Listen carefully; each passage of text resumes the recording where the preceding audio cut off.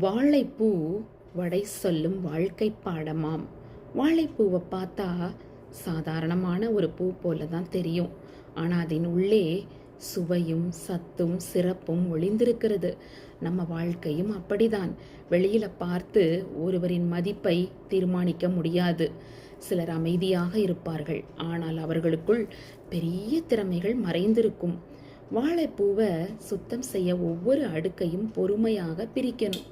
அதே போல வாழ்க்கையில் வெற்றி பெற ஒவ்வொரு தடையையும் பொறுமையாக கடக்கணும். அரைத்து கலந்து உருட்டி எண்ணெயில் போட்டு சூடான பிறகுதான் சுவையான வடை கிடைக்கும். அதே போல சோதனைகள் வந்தால்தான் நம்முடைய உண்மையான வலிமை வெளிப்படும். சோதனை நம்மை அழிக்க வரவில்லை, நம்மை செதுக்க தான் வருகிறது. இன்று நாம் சந்திக்கும் கஷ்டம் நாளை நம் வெற்றியின் கதையாக மாறும். வாழைப்பூ வடை ஒரு உணவு மட்டுமல்ல, அது பொறுமை, முயற்சி, மாற்றம் சொல்லும் ஒரு சிறிய வாழ்க்கையின் பாடம். வாழ்க்கையை ரசித்து வாழுவோம், முயற்சியை ஒருபோதும் நிறுத்தாதீங்க. வாழைப்பூ வடை ஒரு சிறிய நினைவூட்டல் தான். சிறிதாக தெரியும் வாழைப்பூ பெரிய நன்மைகளை தன்னுள் வைத்திருக்கிறது. அதே போல தான் நம்ம வாழ்க்கையும். நம்ம யாருமே கவனிக்கலை அப்படின்லாம் நினைக்காதீங்க. உங்களுக்குள்ளே இருக்கிற திறமை ஒரு நாள் உங்களை கண்டிப்பாக உயர்த்தும். பொறுமையாக இருங்க, முயற்சியை விட்டுறாதீங்க.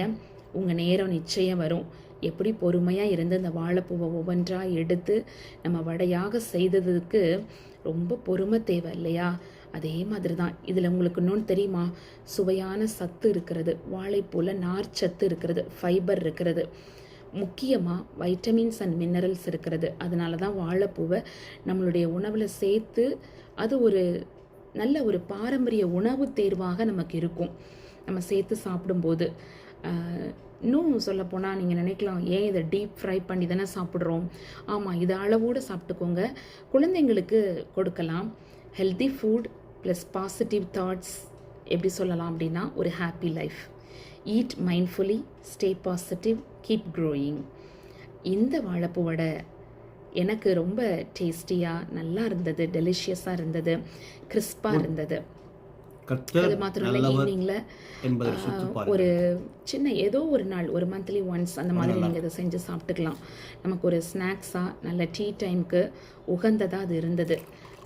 ஆக்சுவலாக வி என்ஜாய்ட் அ லாட். உங்களுக்கு கண்டிப்பாக இது பிடிச்சிருக்கும் அப்படின்னு நான் நினைக்கிறேன். நீங்களும் செஞ்சு இதை சாப்பிட்டு பாருங்கள்.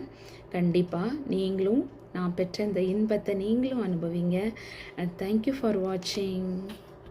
A small step can create a big change tomorrow. Never give up.